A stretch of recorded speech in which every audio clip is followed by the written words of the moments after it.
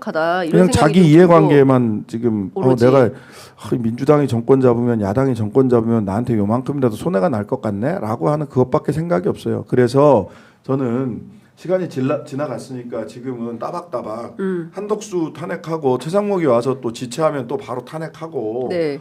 그다음에 또 누가 지체하면 바로 탄핵하고 이렇게 가는 수밖에 없어요. 네. 그런데 저는 근본적으로 이런 생각을 갖고 있습니다. 네.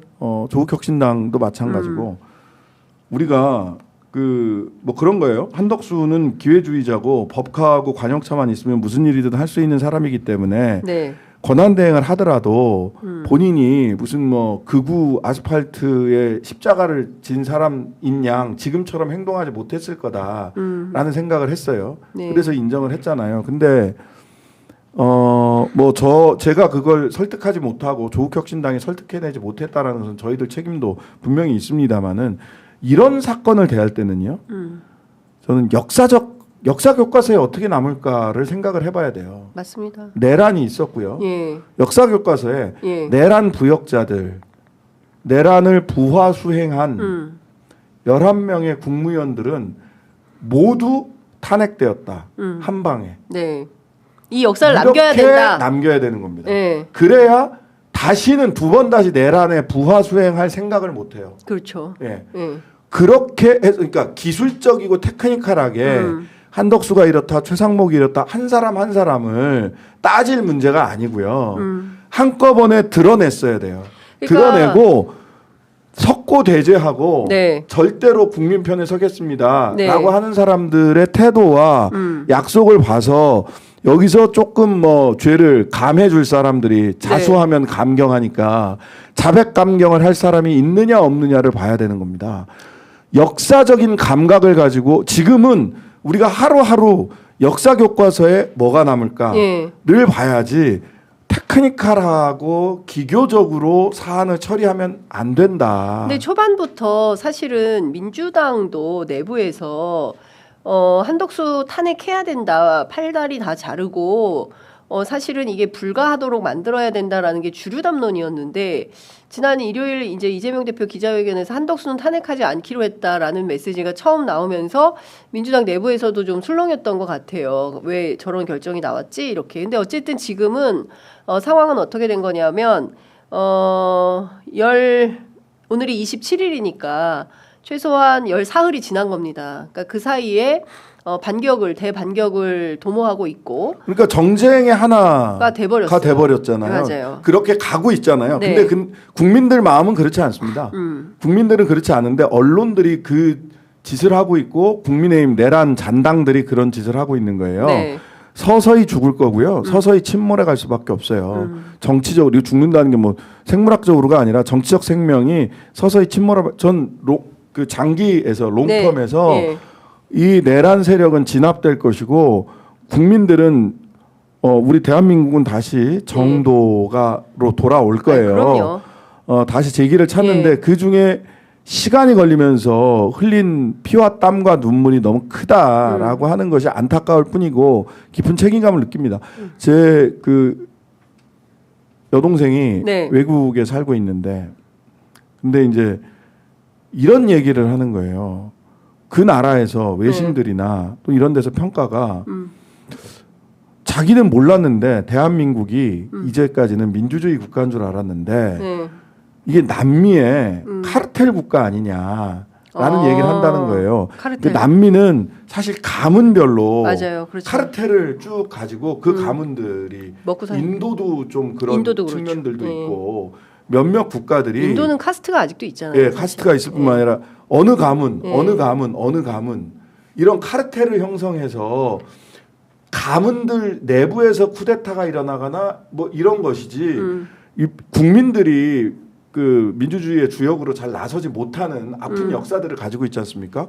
근데 24일이 지났는데 내란이 일어나고 쿠데타가 일어나고 근데 그때 쿠데타 계엄령 선포에 같이 했던 국무총리가 권한대행을 하고 있고 아직 군인들 몇 사람은 구속이 됐는데 아직 대통령이라는 자는 관저에 틀어박혀가지고 장어 56kg 받아먹고 생일떡 받아 처먹고 이러고 있다. 카르텔 국가냐.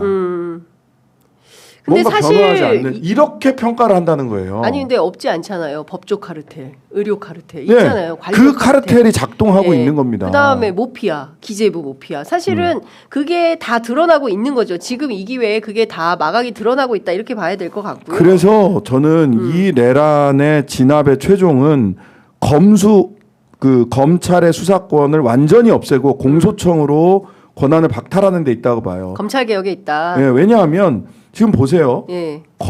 저는 이 쿠데타의 핵심이 검찰 정권이 군을 동원해서 네. 일으킨 친위 쿠데타라고 생각을 하거든요. 맞죠? 예, 검찰 정권이. 예. 그리고 지금 국민의힘 보세요. 예. 지금 국민의힘 당대표, 비대위원장 권영세 검사, 권성동 원내대표 검사, 네. 원내수석 박형수 검사, 법률위원장 주진우 검사 예. 다 검사 출신이에요. 검찰당이에요. 검찰당이에요. 예. 친윤당에 앞서서 검찰당이에요. 맞아요. 예. 그리고 검찰들끼리 모여서 어제 회의도 했잖아요. 네. 예. 박성재 예. 법무부 장관. 12월 3일 날 법무부 장관 11시에 법무부에서 검사들 모아서 회의했잖아요. 그렇죠. 예? 어떻게 할 건지. 어떻게 할 건지. 예. 내란 이후에 계엄령 예. 이후에 어떻게 12월 4일 날 예. 김주현 민정수석이 거기선 대장이었어요. 예. 검사 출신 김주현 민정수석이 삼청동 안가로 예. 최소한 김주현 민정수석. 예. 저는 뭐 대통령이나 총리나 김건희가 예. 거의 갔을 가능성이 저는 매우 높다고 생각을 하지만 현재까지 드러난 거는 김주현 민정수석이 박성재, 이상민, 이완규 불러다가 거기서 또 회의했잖아요. 그쵸. 안가에서. 예. 그러고 그 선관위 서버 계엄군이 갔을 때 검찰이 올 거야. 라고 검찰이 곧 올 얘기했죠. 거야. 대검 포렌스. 검찰은 내란 공범일 가능성이 매우 높아요.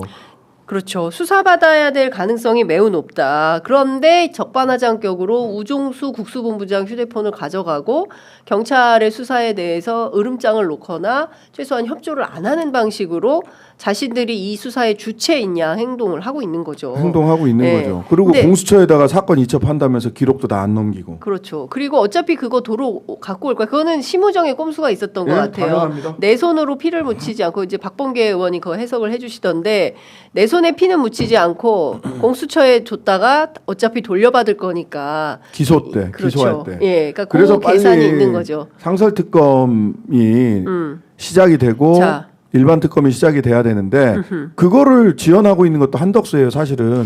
그게 이제 검찰과 합을 맞추지 않고서 그럴 수 있냐.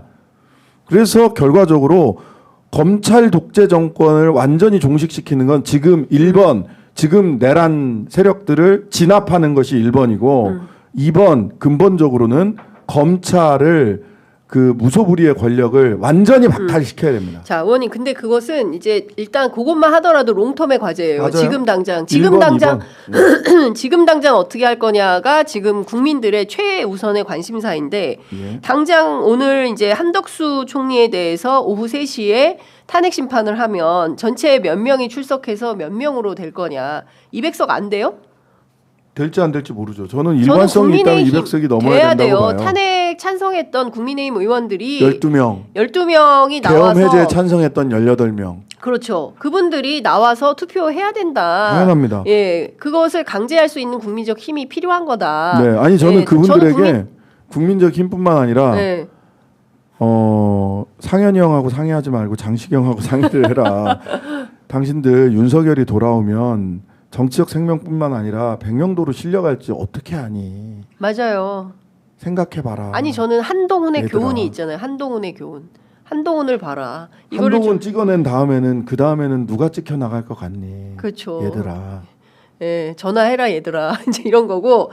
그런데 이를테면 뭐 200석이 안 된다 쳐요. 지금 돌아가는 상황을 보면 국민의힘 내부가 쫄아서 나와서 투표하기 어려울 것 같다라고 치면 어찌됐든 탄핵은 되는 거예요. 그런데 여기에서 150석이 아니고 200석이 아니기 때문에 나 인정 못해. 한덕수 총리가 이제 그렇게 하면서 가처분 신청을 하려고 한다는 거예요. 뭐 권한쟁의 그럴 수 있겠죠. 심판을 하겠다. 그것은 어제 국민의힘에서도 나온 얘기예요. 근데 오늘 박주민 의원 얘기 들어보니까 또 민주당에서도 뭐 그럴 수 있. 언제- 만약 출근하면 예, 출근하면 또 가처분 신청 양쪽에 이렇게 되면 경우에 따라서 지금 오늘부터 윤석열에 대한 그 탄핵 심판 절차가 준비기일로부터 시작이 되는데 경우에 따라서는 그거 다 집어치우고 한덕수 문제를 먼저 해야 되는 거 아니냐. 그거 너무 쟁점이 명확하고요. 네. 그 6명이 심리해서 4명이 결정할 수 있거든요. 네. 그거 얼마 안 걸릴 겁니다. 그거 얼마 안 걸리고요. 근데 그 그러니까 전에 동시병행을 해야 되는 거예요? 예,